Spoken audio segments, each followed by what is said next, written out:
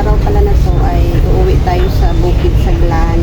Dahil kung naalala niyo, nung nandun ako sa Bukid, may na-interview ako doon na isang pamilya na humihingi po sila ng kahit konting tulong, kahit siman lang na matulungan sila. So ngayon, ang dahil sa mga share niyo ay may nakapanood ng video na yon. Meron pong mag-sponsor sa kanila na sa ganun ay makabili sila ng mga kailangan nila sa kanilang bahay with grocery. So guys, andito na ako sa Bukid. Ngayon, pupuntahan ko yung bahay na nag-sponsor sa lolo ko. Tapos, doon kami kukuha ng grocery sa tindahan nila. So, dire siya, niya siya ang sponsor sa ilaha.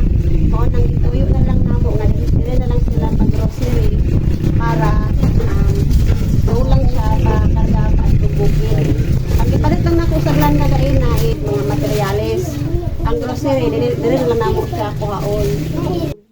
Pagpasok nila sa loob, ito na yung unang-una nilang kinuha, mga tsinilas. Kumuha na lang pala ako dito ng 2 sakong bigas nang sa ganon ay matagal nilang maubos. Sinadya talaga ng sponsor na isama yung mga bata nang sa ganon ay makapili sila kung ano yung gusto nila. Sabi ng anak niyang babae, ito daw yung unang beses na nag-grocery sila na nagsama-sama. Kitang-kita ko sa kanilang mga mukha, yung tuwa, yung saya. Na pagpasok nila sa store, parang hindi nila alam kung ano yung uunahin nila. Sobrang nagpasalamat din ako dahil sa simpleng video na yun, nakita ng tao na kailangan talaga nila ng tulong. Siyempre, nang dahil din sa tulong nyo na nag-share ng mga video ko. Dagit mag-sponsor kito ni si Ate Jean nga, Blatang.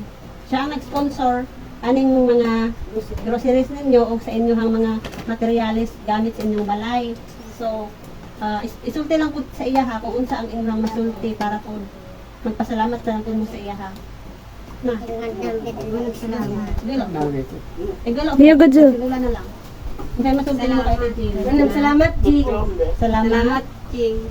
Tabang. Gami. Magpasalamat lang kay Jean kay tungod sa video nga nakita nila inyong video. Namura na tandog ang iyang kasing-kasing nga nakakita sa inyong balay. So karon kitabangan mo ni Ate Jane na pahimo mo sa inyong balay.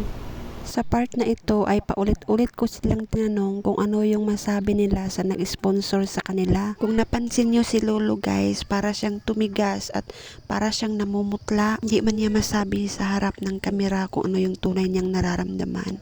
Ito kasi yung kauna-unahang tulong na natanggap nila sa buong buhay nila. Sabi nga ni Lolo ay hindi niya daw kayang i-explain yung tuwa, saya na natulungan sila sa kanilang munting kahilingan. Kaya nga dito sa part na ito ay pinaliwanag ko kay Lolo na kailangan sa madaling panahon na mapagawa ang kanyang maliit na tahanan. Sa ganon ay makita ng kanyang sponsor na yung tulong niya ay hindi masayang. Pagkatapos pala ng interview na ito ay sasamahan ko sila pauwi sa bukid. I-update ko na lang kayo guys kung anong mga ganap doon. So sa ngayon hanggang dito lang muna tayo.